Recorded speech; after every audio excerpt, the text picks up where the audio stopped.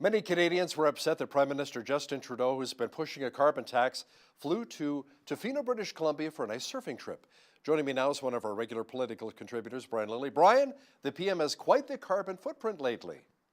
He really does. I mean, he's been all over the country in the past couple of weeks. And just like during his Christmas break trip down to Florida, where he flew back to Ottawa and then back to Florida the same day so that he could have some meetings in person. Well, he's doing a series of trips that make no sense. He was in Toronto last weekend. Then he flew back to Ottawa. Then he flew down to Kitchener, Waterloo, and Cambridge and did some events there. Then he flew back to Ottawa. Then he flew down to Hamilton. So that's 3 different flights in a week back and forth to Southern Ontario. Then he leaves Hamilton, flies back to Ottawa, and then flies across the country to Tofino, British Columbia, where he's, as you said, off surfing. Now, look, everyone's entitled to vacations. This guy gets more vacations than most. And don't tell me he works every weekend because I follow his schedule. He doesn't. He takes downtime like everybody should. Otherwise, you end up like you and I, Hal. You get a little sick, you get a little under the weather if you don't take your downtime. So I don't begrudge him that. But this guy is pushing a carbon tax. He's currently battling Saskatchewan and Ontario in court. He's about to be battling the newly elected government of Alberta over the idea of a carbon tax. And he is jet setting all over the place. Why couldn't he have stayed down in Southern Ontario for at least one of those trips? Why couldn't it be more like Stephen Harper or Jean Chrétien? Those guys were in office for about a decade. Do you remember them taking big vacations or regular vacations? Stephen Harper was blasted for taking his kids to a baseball game once. This guy flies out to Whistler for ski weekends. He flies to Tofino for surf weekends. He goes to Florida, the Bahamas. And one of these trips ends up having basically the carbon footprint for one trip is the equivalent of what the average Canadian is responsible for on a per capita basis for greenhouse gas emissions. Oh, and by the way, just hearing about this, BC Premier John Horgan, where gas is very expensive in British Columbia, he did not get to see Trudeau during his Tofino trip, but he did say, with the high price of gas in British Columbia, $1.68 to $1.80, he's going to raise the issue of gas prices when he sees the Prime Minister next. Maybe you should have gone surfing with him in Tofino, and he could have, explained that most of the problem are BC taxes. And just wait, if Alberta Premier Designate Jason Kenney implements Bill 12 and turns off the taps, you think $1.70 a litre is expensive now in Vancouver. You just wait. Now, speaking of our prime ministers, we were talking earlier, he will be featured on an episode of The Simpsons. But Brian, it's not going to be Trudeau's voice. It's going to be a young reporter. He's got ties to Calgary. His name's Lucas Meyer. He's a reporter with News Talk 1010, a big talk radio station here in Toronto, one that I used to be the Parliament Hill bureau chief for years ago. And I see Lucas at Queen's Park on a regular basis. He's a really good reporter. I didn't know he did all these impressions until the other day. He broke the news that he'd done this video of impressions for his friends and family, and then loaded it up to YouTube to send it around to them. Somebody put it on to the producers at The Simpsons. They got in touch with him. He did an over-the-phone audition, and they said, "You're hired. You're going to play Justin Trudeau." Now, it's funny because this is a guy who will hold politicians to account, including Justin Trudeau. And if you remember back to the very first news conference that Trudeau did on the SNC-Lavalin scandal, when he was questioned, and he just kept going back to that same line, "At no time did I direct." Well, the reporter that pushed him the most on that and said, and if you listen back to the news conference, you hear this guy say, "I didn't ask about directing, Prime Minister. I asked about pressure," and pushed him. That was Lucas Meyer. So he's, going from holding the feet to the fire to imitating the Prime Minister on The Simpsons. And, as he's been saying, as someone that grew up with The Simpsons, it's a huge honor for him. So very happy for Lucas this Sunday when it airs. Alberta Premier Designate Jason Kenney picked his top staffers. A couple are right from here in Lethbridge. Now, he has some that have quite a bit of experience, including a former top aide to former PM Stephen Harper. Yeah, Howard Anglin, who was an assistant to Jason Kenney. He was his chief of staff back when Kenney was immigration minister, worked with him in various departments, moved on to the Prime Minister's office and helped run the PMO with Jenny Byrne. Howard has been with the Canadian Constitution Foundation for the past couple of years out of Calgary. He left that recently. I suspected it was to go with Kenney if and when Kenney won the election, and he did. And today he's been announced as his principal secretary. So he's brought together some people from British Columbia who worked with the BC Liberals out there, which of course is not the same as the federal Liberals. He's brought together people from Alberta politics and people from the federal scene. So it looks like he's putting together a solid team. And Nick Coolsberg, who a longtime aide to Jason Kenney, has announced that he's leaving. He's going on to the private sector after 12 years in politics. Filipinos' president is not very happy these days. He says Canada needs to take back its garbage or he'll sail it to Canada and dump it off on the coast. Tell me more about that. Yeah, Rodrigo Duterte, the Filipino president, is quite something. And he's upset over this load of garbage that was sent to the Philippines years ago. Now, the government of Canada's position is, hey, it's not our job. We didn't send it. This was a private contract. And so there was a company. It was, had a contract to send over recyclable plastic to the Philippines, and then it would be recycled.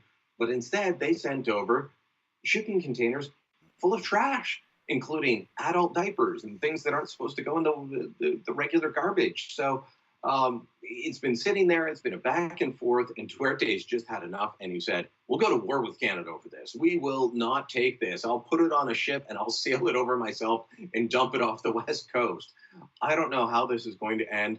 This is nothing that, it goes back to the Harper era, but the court cases really picked up over the last couple of years. I can't fault anybody in our government for it. They had nothing to do with it. But we're probably going to have to take it back one way or another. But it would just be funny to see the Filipino president out front on the ship dumping it off himself. We'll see if that actually happens. Brian, on a more serious note, vigils were held recently on the one-year anniversary of the van attack in Toronto. Tell me more about that. It is something that the city has still not shaken. I was not here last year, but covered it extensively from afar. I can tell you, being in Toronto now, this is something that people are, they're just caught up by, reminded on the anniversary, which was Tuesday. There were several vigils on Tuesday. The mayor was out several times at various community events, at church events, public memorials, and a lot of people still saying, look, I witnessed it happen, and I can't get the assistance, the mental health help that I need. That is really sad that it's going on that route. But it is shocking that it's been a year, and soon it will be the anniversary, another anniversary, that being the Danforth shooting. That'll be coming up in the next little while. Post-traumatic stress disorder, we hear about it often in relation to EMS and our military. Brian, more than 6,000 veterans from the Afghan war are being treated for PTSD treatment right now. And when you consider the size of our military, Hal, which is only about active duty members, 50 to 60,000, about 10% of that being treated for PTSD. Many of them are going to be on the reserve side, and when you add in the reserves, in the civilians, it makes the population larger. But that's a significant number. There has been a big push on by the military to try and make sure that people get the services they need. Of course, there was the controversy over some people having to wait for these services, and then the man whose father had served, but he didn't, got PTSD treatment paid for by Veterans Affairs because he killed a woman, he killed a police officer, and said he contracted PTSD from that. So there's always a back and forth, but I can tell you that from speaking to my contacts in the military, they take this very seriously. They are concerned about it. They're also concerned about the increasing use of medical marijuana as a way to treat this. That has spiked, and some people worrying that perhaps people are using this as an excuse to get free, paid-for marijuana, and questioning the efficacy of that particular treatment when it comes to something like PTSD. Many people were horrified that Omar Khadr appeared on a Quebec TV talk show recently. People actually stood up clapping, smiling, and happy to see him, Brian. Yeah, and he talked about just wanting to have a normal life. I don't know how you have a normal life when he may be responsible for the injuries that some of our service members had and sustained in Afghanistan. Yes, he was arrested and sent to Guantanamo Bay after a firefight with American troops where he killed uh, Specialist Sergeant Christopher Spear. But we've seen the videos of him making roadside bombs. Those could have. We don't know where those roadside bombs ended up. We don't know if they ended up being detonated under the vehicle of a Canadian at some point. And this guy who got $10.5 million, who wins in our courts every time he shows up, goes on Quebec CBC, on Radcan, on Tout le monde en parle is the name of the show, and whines that he doesn't have a normal life. Well, I'm sorry. I don't feel bad for you. I just don't. And I don't think most Canadians do. I think most Canadians are still outraged by that payment, which was given to him without a single day in court. They handed over $10.5 million. And by the way, he bought a mini mall in Edmonton. I've even heard he overpaid for it, but he wants a normal life and just to be able to get a job. You're a landlord now. You've got money. You don't need to work. You have our money. Shut up and go away. Those are my thoughts. It may seem harsh, Hal. Those are my thoughts. No, many people agree with you there, Brian. The Canada Revenue Agency wrote off a loan to Chrysler, and they also wrote off a tax bill of $133 million by just one taxpayer. Do we know who this person was?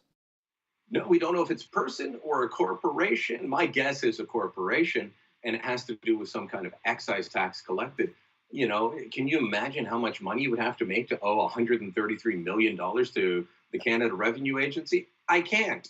I'd like to earn that much money that I could pay $133 million or owe $133 million to Canada Revenue Agency, but I simply don't.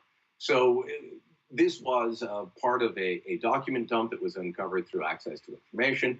And at the same time as they were forgiving Chrysler that loan, they just said, we're never going to collect on this. Let it go. Unfortunate for the taxpayer, but not dissimilar to if someone has a credit card bill or a car loan and they're just never going to pay it no matter what the company does. They eventually write off your bad loan. They've written off this bad tax receipt, and we will never find out who it is unless the person steps forward. Could you imagine? $133 million is your tax bill. Wow. Federal NDP leader Jagmeet Singh just released a book that reveals he was sexually assaulted as a boy. Yeah, this is a new book from Jagmeet Singh. And, look, I don't know the man well. I've been watching him over the last little while since he became federal NDP leader. And he decided to release a bit of a biography of himself in the lead up to an election. Not uncommon for politicians, but in it, and it was excerpted by newspapers over the weekend. He reveals that growing up as a boy in Windsor, Ontario, his father put him into Taekwondo because of bullying. Some of it racially motivated bullying. He describes being told, you're the brown kid. Why don't you, your skin's dirty. Why don't you shower? Why don't you wash so your skin's not dirty? And his father said, okay, you need to go into something. You need to learn to defend yourself. And he put him into Taekwondo, which he did well at for a while. But he doesn't name the person, but he gives him an initial. It says that he started sexually abusing Jagmeet Singh. And, it appears to be one of those things that, unfortunately, the family did not know at the time. He's excelling. The coach is doing really well for him.